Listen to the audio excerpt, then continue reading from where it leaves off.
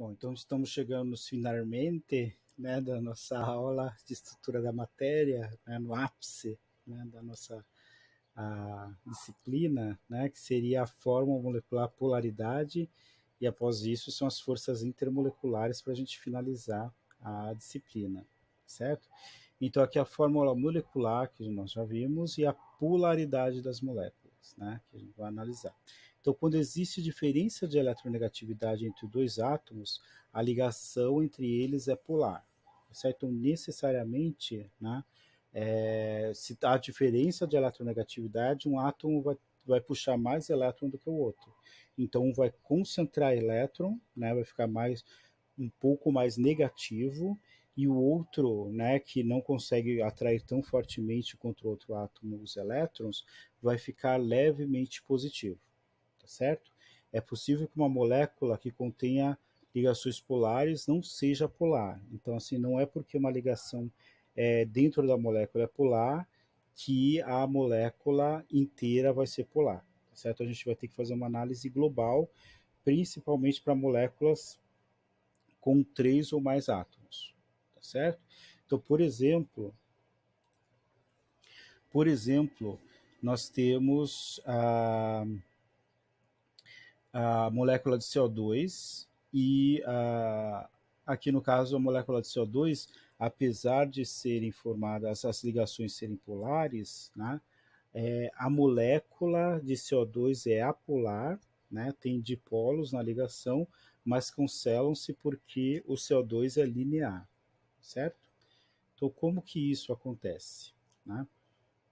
Nós temos aqui, e aqui já tem uma representação do CO2 também com a distribuição de elétrons, né? Nós temos o átomo de oxigênio, ele é mais eletronegativo que o carbono, tá certo? Então ele vai atrair mais fortemente os elétrons para si, formando um momento de dipolo aqui. É como se fosse a força que está atraindo, né, os elétrons para um oxigênio e a força atraindo para o outro, tá certo? Então, como essas duas forças estão em lados opostos, né? Então é como se fosse um cabo de guerra, né?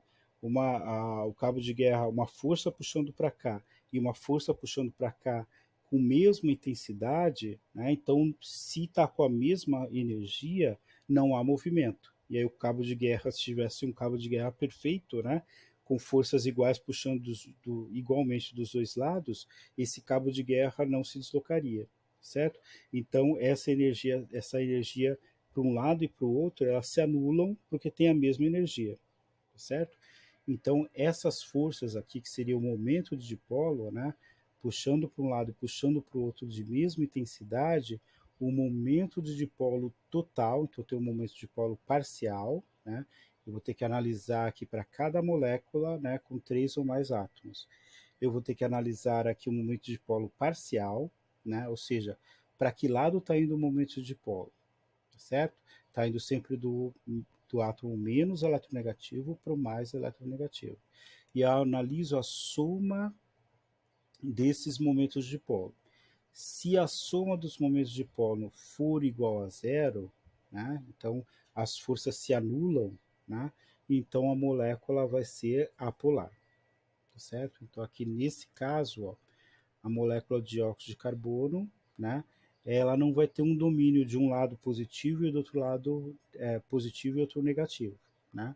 Então, polo, polar ou apolar é que não tem um domínio, né, de um lado positivo e de outro lado negativo da molécula, né? Ela não tem uma distribuição, ela tem uma distribuição simétrica, ou seja, eu tenho o negativo desse lado e o positivo está no centro. Então, tem uma distribuição da carga simétrica na molécula. E aí ela não forma polos, né? Polo positivo e negativo. Então, ela vai ser apolar. Ela não tem polo, tá certo? Então, aqui nesse caso, o exemplo para o dióxido de carbono é uma molécula apolar. Ok? Na água, a molécula não é linear e os dipolos de ligação não se cancelam. Consequentemente, a água é uma molécula polar. Então, esses são os dois exemplos, né, de moléculas triatômicas, que uma, né, é o CO2 e o H2O. Né? As duas são semelhantes, mas uma é apolar, CO2, e a outra é polar, que é a molécula de água, tá certo? Então, se a gente analisar a molécula de água, nós temos aqui, né, o momento de dipolo aqui. O hidrogênio é menos eletronegativo que o oxigênio. Então tem uma força indo para esse lado e a outra força indo para esse lado, tá certo? E aqui, como a molécula é angular, e por isso que é importante a gente analisar a geometria da molécula, não só por isso, vários fatores, mas um deles é para a gente analisar a polaridade, se a molécula é polar ou apolar, né? Então, a gente precisaria, se desenhasse a molécula errada, né, a geometria errada, pensaria que as duas seriam polares ou apolares, mas uma é linear e a outra é angular. Uma é apolar e essa daqui, como as forças, né, uma força para cá e outra força para cá, a resultante, né, o momento de polo total vai ser para cima, né? Então, o momento de polo total é diferente de zero. Se ele é diferente de zero, ou seja, não foi anulado, a molécula é polar, certo? Então, nesse caso aqui, ó, nós temos a molécula de água, então, em cima do oxigênio, onde está vermelho, é onde nós temos a parte negativa da molécula, né? Como o oxigênio é mais eletronegativo, vai atrair os elétrons, então a parte negativa da molécula está concentrada sobre o oxigênio. E aqui geralmente é representado em azul, né? É a parte positiva da molécula. Então ela tem polos. Uma parte dela, a parte superior é negativa e a parte inferior do outro lado oposto é positivo, né? Então nós temos polos na molécula, e por isso que a gente fala que ela é polar, certo?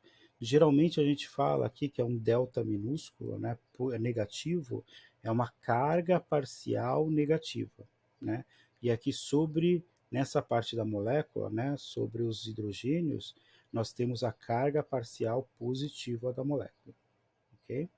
Então nós podemos analisar para todas as moléculas isso aqui. Vamos ver se a gente tem mais exemplos, né? A polaridade como um todo de uma molécula depende de sua geometria molecular.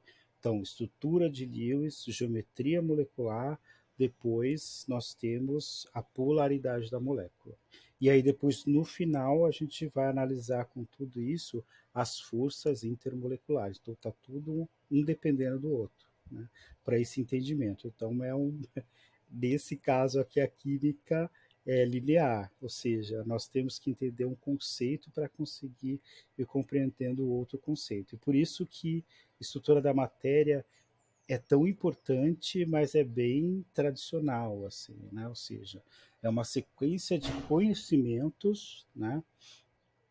De habilidades que a gente desenvolve para desenvolver uma competência de tentar analisar as propriedades, né, das substâncias por meio, né, das forças intermoleculares, tá certo? Então, uma coisa depende da outra.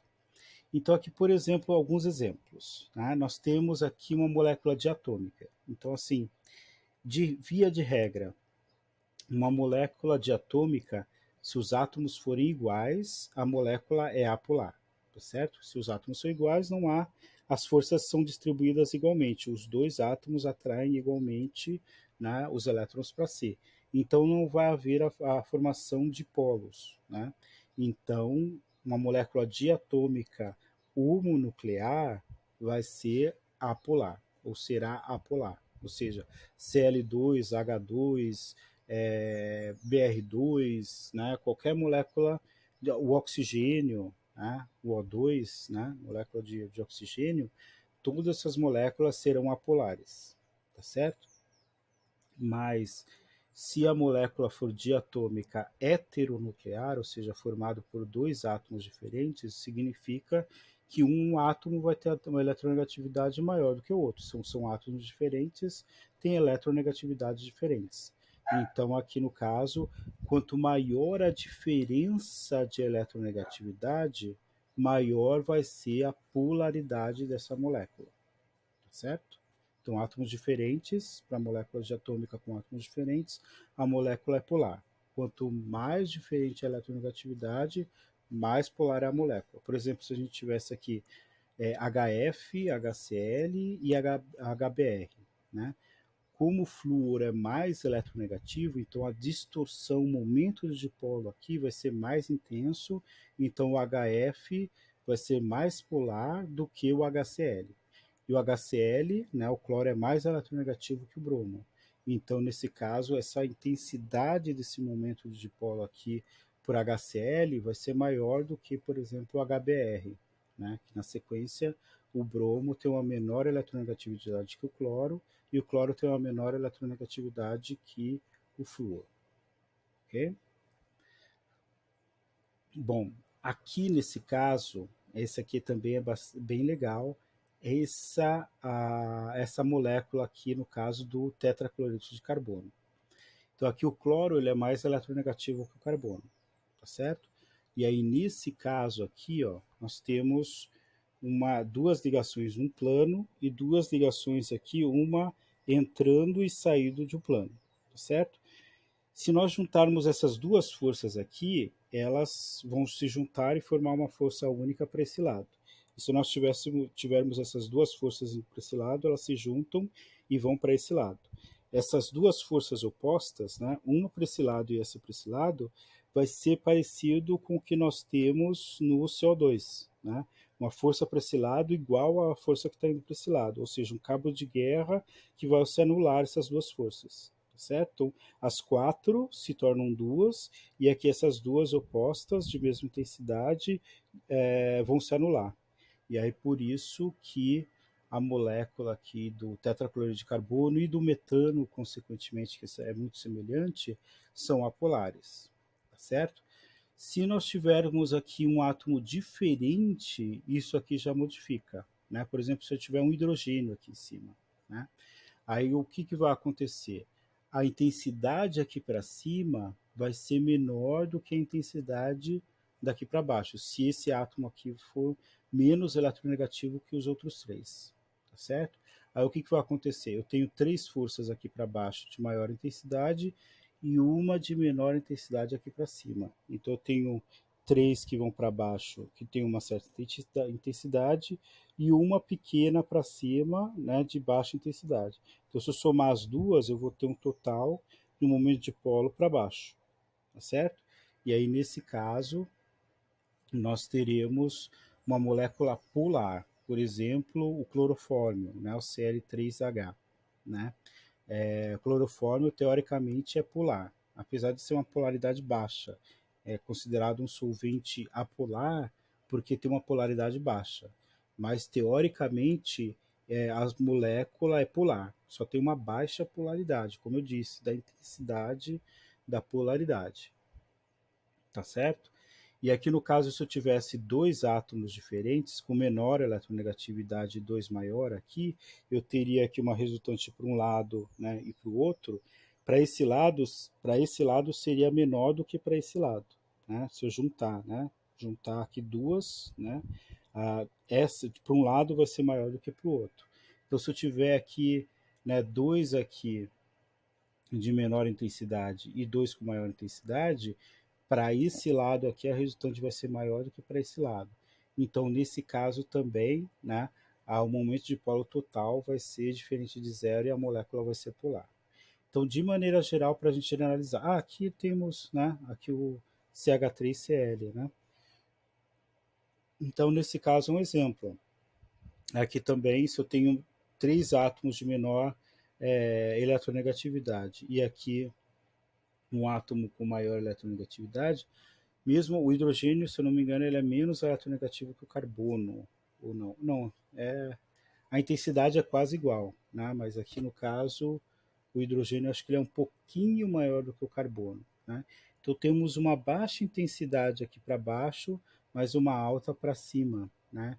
E aí vai dar uma diferença de eletronegatividade na somatória, né? E aí essa molécula aqui vai ser polar, certo? Então, para a gente generalizar, se a molécula é tetraédrica, se os átomos ligados ao átomo central forem iguais, a molécula vai ser apolar. Se os átomos forem diferentes, né, pelo menos tiver dois átomos diferentes, a molécula será polar, Então, para generalizar, assim como a gente generalizou, né, aqui para, nós temos que analisar por quê, né? Mas assim, na dúvida, essa é a regra, né? Mas na regra, a gente tem que saber da onde que vem essa regra. Molécula diatômica, né? Átomos iguais, a molécula é apolar. Átomos diferentes, a molécula é polar. Para uma molécula tetraédrica, se os átomos ligados ao átomo central são iguais, a molécula é apolar. Se os átomos ligados ao átomo central são diferentes, pelo menos dois átomos diferentes, a molécula será polar. Ok? Aqui nesse caso, né, em todos os casos aqui, né, para essa molécula, né, pirâmide trigonal, né, que é o caso da amônia, PH3, PCl3 e assim por diante, né, todas que apresentarem essa geometria aqui, todas elas serão polares. Né? Por quê? Porque ou os momentos de polos todos estão indo para cima ou todos estão indo para baixo. Certo? E aí pode haver uma diferença se eu tiver um átomo diferente aqui, mas de qualquer maneira, né, não vai conseguir se igualar aqui os momentos de dipolo, porque a molécula é assimétrica. Né? E aí provavelmente vai formar um momento de dipolo diferente de zero quando a gente somar. Okay? E aqui, se for trigonal plana formado por átomos iguais, né, a molécula também será apolar. Okay? Podemos analisar pela física, por matemática. Né? Aqui no caso, ó, se a gente deslocar esses vetores, eles conseguem formar um triângulo fechado. Né? A somatória de vetores, né, na matemática, se formar um ciclo fechado, a somatória dá igual a zero. Né? Se a gente perceber na física, com as forças, né, se eu tenho três forças, né, um cabo de guerra triplo aqui, né, puxando com a mesma intensidade. Né? Então eu tenho essa força para cá, essa para cá, essa para cá. Eu posso somar essas duas forças aqui para ter uma resultante para baixo. Né? Se o ângulo for de 120 graus, né, a resultante das duas forças, se as duas forças forem iguais, né, a resultante de duas forças aqui, né, com um ângulo de 120 graus, né, se as forças forem iguais, a resultante para baixo vai ser de mesma intensidade que as forças originais. E se eu tenho aqui essa força igual a essa daqui, vai ser igual a essa aqui também. Então a força indo para cá com a mesma intensidade indo para cima, a somatória aqui dos momentos de polo vai ser igual a zero. Tá certo? Então trigonal planar ligado com três átomos iguais aqui, né, a geometria, a polaridade, né, dessa molécula vai ser, o momento de polo total vai ser igual a zero e a molécula vai ser apolar. Ok? Vamos ver se tem mais. Aqui seria. Eu acho que é isso. Né? Aqui já é a teoria de ligação, da ligação covalente, sobreposição de orbitais, que a gente vai ver na Química Inorgânica 1. Né? Daqui a pouco, em 2021, a gente vai ver, né, a teoria de ligação inorgânica 1. Né? Mas aqui, então, essa análise primária que a gente está fazendo, dá para fazer um aprofundamento legal também. Né? Pela falta de tempo que a gente tem, temos que saber pelo menos essas geometrias básicas e essas polaridades básicas aqui, a somatória desses momentos de polo. Se quiserem mais informações, está mais detalhado lá no Química Ciência Central, né? Então está lá descrito com texto, né? Então, se tiverem dúvidas, leiam o livro lá que está na biblioteca virtual, ok? Então essa é a geometria. Aqui eu só vou mostrar aqui como que a gente consegue observar aqui essa densidade eletrônica, né, por meio do Molville. Né? Então se a gente observar o desenho aqui, a molécula de amônia, e vocês podem fazer, né, para qualquer molécula, eu vou transformar aqui, né, colocar para Gmol, certo? Vamos ver se vai dar certo. Isso. Aí aqui é só o programa, né? Tem sistemas, né? Tem o GLMol, o Gmol e o ChemDoodle, né? E aqui, por esse JMOL, né, eu consigo aqui fazer alguns cálculos. Né? Então, pelo JMOL, eu consigo aqui ó, fazer o mapeamento da superfície aqui da polaridade, né, da molécula. Então, MEP, eu não sei o que significa, mas deve ser o mapeamento da densidade eletrônica da polaridade. Né? E aqui ele vai fazer o cálculo. Ó, aí fez o cálculo. Então, aqui no caso, a gente pode perceber que sobre o nitrogênio, né, que está aqui a parte vermelha, né, então isso aqui é o padrão, né, onde está a parte vermelha é onde está concentrado a carga parcial negativa. E aonde está a carga azul, né, onde está a cor azul aqui, é onde está concentrada a carga parcial positiva. Então, de um lado da molécula, de um polo da molécula é negativo, por isso que ela é polar. Né? Aqui eu tenho um polo negativo e aqui o polo é positivo, certo? Então, nesse caso aqui nós temos uma molécula do tipo polar, porque de um lado da molécula nós temos carga negativa e do outro lado uma carga parcial positiva, né? Formando polos, e a molécula será polar. Ok? Então é isso, né, para polaridade de moléculas.